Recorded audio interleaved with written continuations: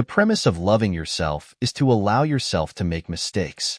People with perfectionist tendencies often find it difficult to maintain long-lasting relationships because they demand perfection from themselves, their partners, and their love. But in reality, nothing in this world is perfect. Naturally, a perfectionist's ideal of love is doomed to shatter, inevitably leading to a painful breakdown.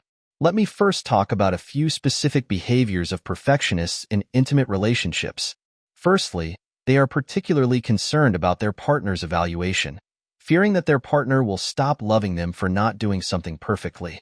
As a result, they pay meticulous attention to every detail, setting incredibly high standards for themselves, and go to great lengths to maintain a perfect image, even making sacrificial efforts to please their partner in exchange for approval. Secondly, perfectionists not only have high standards for themselves, but also impose these standards on their partners. The problem is that these high standards are self-defined and may not necessarily suit the partner. When the partner cannot meet these standards, the perfectionist tends to nitpick and criticize. Even if they claim it is for the partner's good, the partner feels controlled and oppressed behind this facade of perfection. Perfectionists often have an ideal image of a perfect partner in their minds. However, over time, they realize that their partner does not match this ideal, leading them to try to mold their partner into this perfect image. For example, they might expect their partner to always be aware of their emotions and comfort them, or remember every holiday and give gifts. In essence, the ideal partner does not necessarily have better qualities. Rather, the perfectionist hopes their partner will treat them exactly how they desire. This is a form of self-expression, ignoring the partner's needs in the process. When the partner exhibits negative emotions, the perfectionist feels that their partner has changed and no longer loves them. On the other hand, what we often call procrastination is frequently linked with perfectionism. The pursuit of perfection stems from a fear of imperfection, leading to a perpetual state of waiting for the right moment and being hesitant to take action. We call this failure avoidance syndrome. Over time, the person loses the courage to explore. In relationships, they may hesitate to enter a relationship out of fear of not finding the perfect partner or perfect love, leaving their inner self in a state of thirst. At this point, two extremes may arise. Either they become emotionally dried up, closing off their hearts and losing the ability to love, or they become deeply attached to someone who shows them a bit of warmth, clinging to them as if they were a lifeline.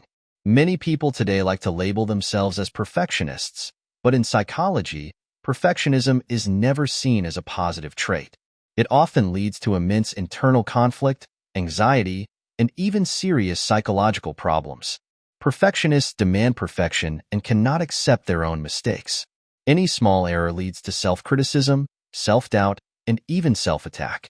Invisibly, the pressure they carry increases, preventing them from enjoying life or appreciating its beauty.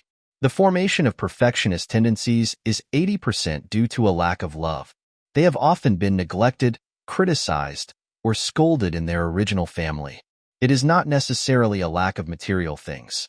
Their parents might love them very much, but this love always falls short in some way. For example, if a child scores 99 out of 100, the mother might not show displeasure but would say, "Just try a little harder," subtly conditioning the child to strive for that elusive perfection. As a result, they become fixated on this, unable to tolerate any flaws in themselves. In their eyes, falling short in any way means failing to prove their efforts to their mother, leading to her disappointment. So why do some people pursue perfection in everything?